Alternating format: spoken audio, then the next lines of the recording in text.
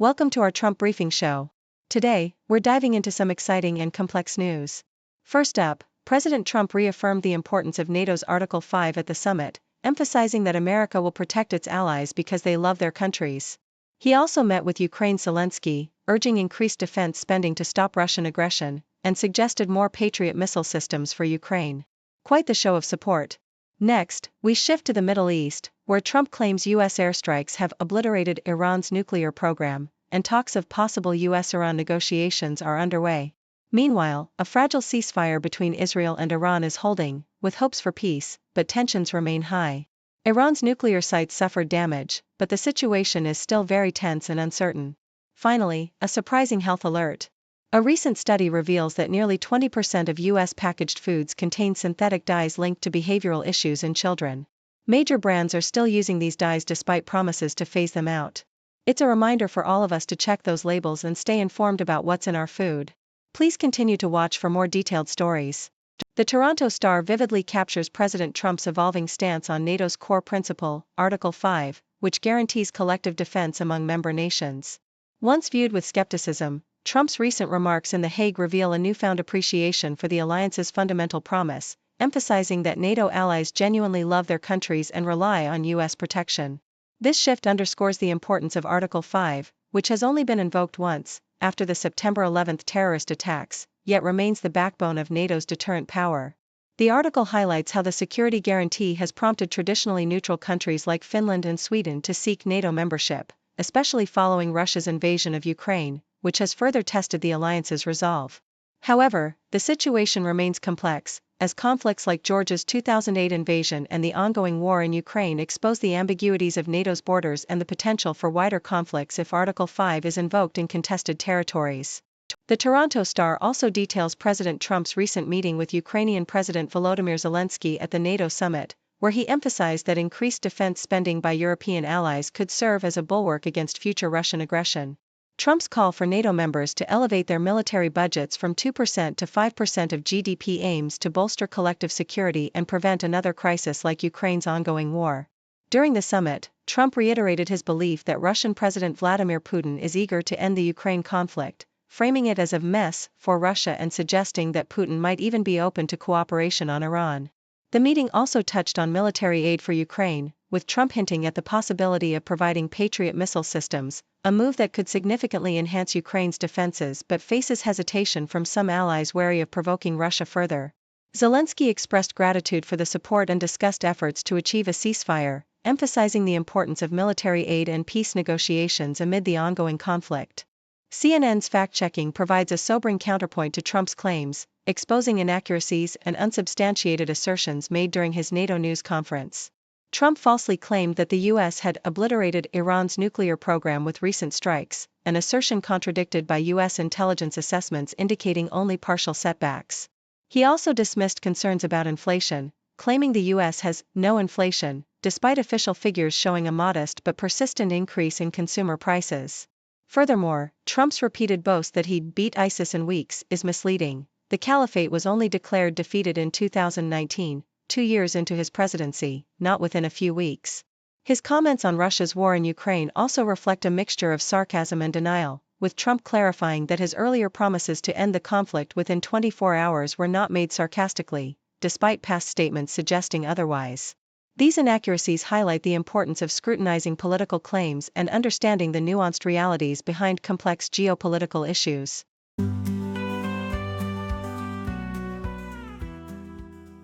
The Toronto Star vividly reports a tentative yet hopeful peace unfolding amid the ongoing tensions between Israel and Iran, with a fragile ceasefire seemingly holding after 12 days of conflict. President Donald Trump announced that U.S. and Iranian officials are set to hold talks next week, sparking cautious optimism for a long-term resolution, even as Iran remains steadfast in its refusal to abandon its nuclear ambitions. Despite Trump's claims that U.S. strikes had destroyed Iran's nuclear program, Iran's parliament has moved swiftly to suspend cooperation with the IAEA, criticizing the agency for its perceived bias and signaling a potential escalation in nuclear tensions. Iran's foreign minister claimed that U.S. strikes had badly damaged its nuclear facilities, yet international inspectors like Rafael Grossi emphasized the need for engagement, warning that Iran's nuclear capabilities, though damaged, remain significant. Meanwhile, Iran executed more prisoners accused of spying for Israel, heightening fears of a brutal crackdown in the wake of the conflict, which has resulted in over 28 deaths in Israel and thousands wounded on both sides. As civilians attempt to resume normal life amid heavy traffic and returning crowds, the geopolitical landscape remains volatile, with global powers like France, Russia, and China urging diplomacy and warning of the fragile nature of the ceasefire. Deutsche Welle captures the complex web of diplomatic maneuvering, with President Macron voicing concern over the ceasefire's fragility and calling for renewed efforts to address Iran's nuclear program. Trump's assertion that recent U.S. strikes have set Iran back decades in its nuclear pursuit contrasts with preliminary intelligence reports suggesting the damage was only temporary, potentially delaying Iran's nuclear ambitions by a few months at most. Meanwhile, Israel's Prime Minister Netanyahu claimed victory, asserting that their strikes had sent Iran's nuclear program down the drain, warning Iran against attempting to restore its nuclear efforts. The ongoing debates about the effectiveness of the airstrikes, coupled with Iran's swift move to suspend cooperation with the IAEA and execute alleged spies, underscore the tense stalemate. The war's toll is staggering, with over 860 Israeli soldiers killed and thousands wounded, while Iran reports more than 600 deaths and thousands injured, illustrating the devastating human cost. As ceasefire negotiations intensify, with Hamas also engaging in discussions to end hostilities in Gaza, the international community remains hopeful yet cautious, recognizing that the path toward lasting peace in the Middle East remains fraught with uncertainty and entrenched mistrust. The Toronto Star details President Donald Trump's ambitious and controversial immigration overhaul, which proposes injecting approximately $150 billion over 4 years into a comprehensive crackdown on illegal immigration. The plan includes massive investments in border security, such as completing 701 miles of primary border walls and river barriers, alongside expanding detention facilities and hiring thousands more ICE and Border Patrol officers. While supporters, like House Speaker Mike Johnson, argue that these measures are essential for national security, critics highlight the vagueness of the legislation, pointing out that many funding allocations are described in broad terms without clear implementation details. The bill also seeks to overhaul the immigration court system with significant funding to hire judges and staff, but concerns persist about the increasing backlog, arrests, and the potential for more aggressive enforcement that could impact legal immigrants and asylum seekers. Additionally, the legislation proposes steep fee hikes for immigration services, such as asylum applications and employment authorizations, which could disproportionately burden lower-income immigrants, potentially deterring lawful participation in the system.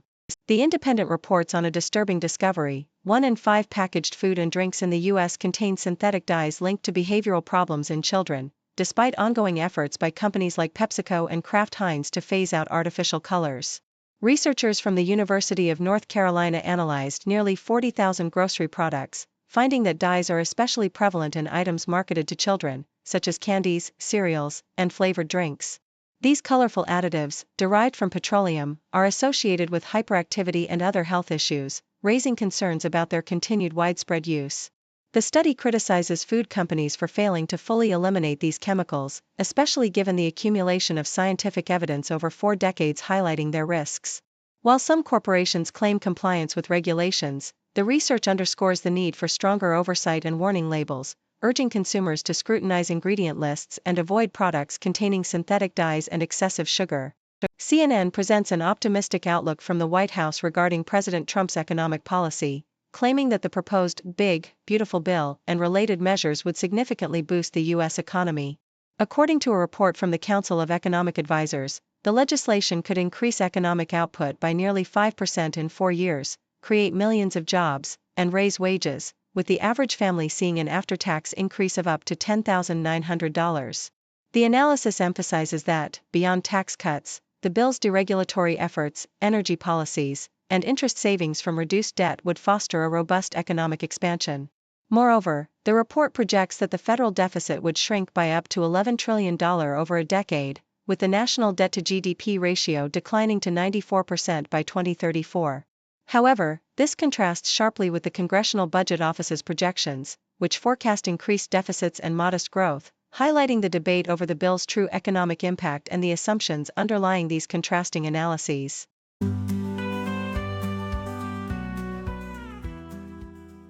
CNN reports that Iran's long-standing myth of invincibility was shattered in a matter of hours when Israel launched an unprecedented surprise attack deep inside Iranian territory, killing top military leaders and nuclear scientists, and causing significant human casualties. The strike challenged Iran's carefully cultivated image of strength and security, leading to a surge of nationalistic pride among Iranians who viewed their country as under unjustified attack. However, beneath this veneer of resilience, Iran's leadership, especially Supreme Leader Khamenei, is now more paranoid and likely to tighten domestic repression, with fears of a crackdown on reformists and perceived collaborators. The attack has emboldened Iran's hardliners, who dismiss diplomacy and advocate for military self-reliance, while marginalizing reformist voices. Meanwhile, the U.S.'s involvement, including strikes on nuclear sites and subsequent ceasefire, underscored the fragile state of regional tensions.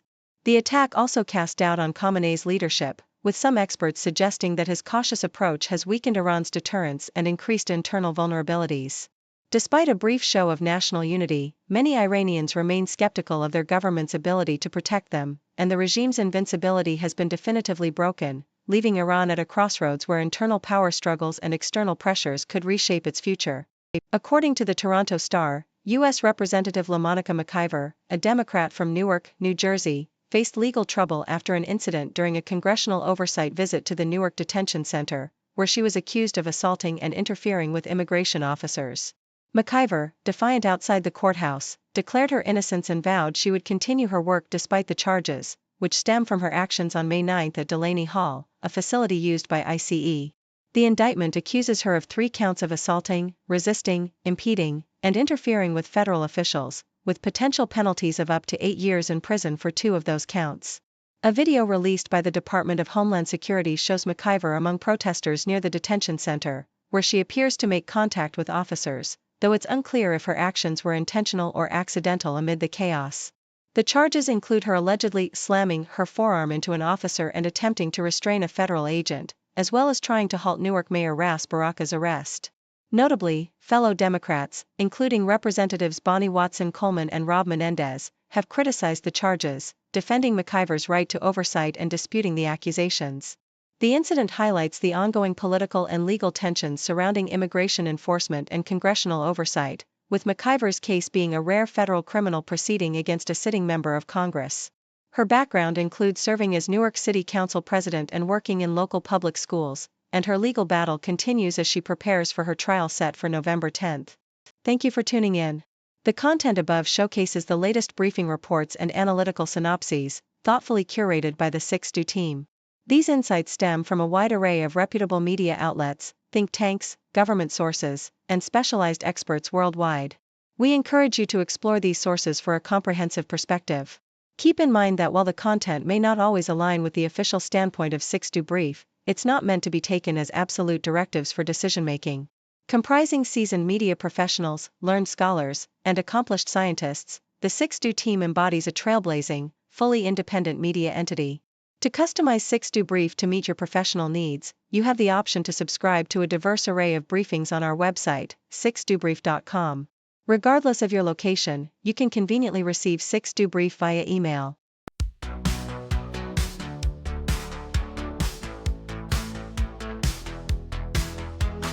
Morning coffee, fresh off the press. Reading headlines, feeling blessed. World keeps turning, stories unfold. Every moment news gets told. Flipping channels, clicking tabs. Feeding my mind's hunger grabs. Facts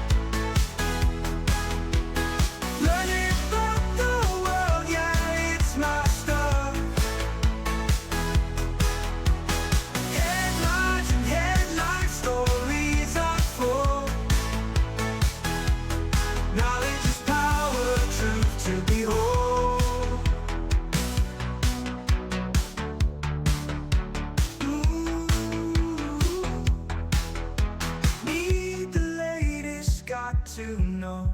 Never stopping, always go. Scrolling, swiping, reading on. Daylight breaks into dawn.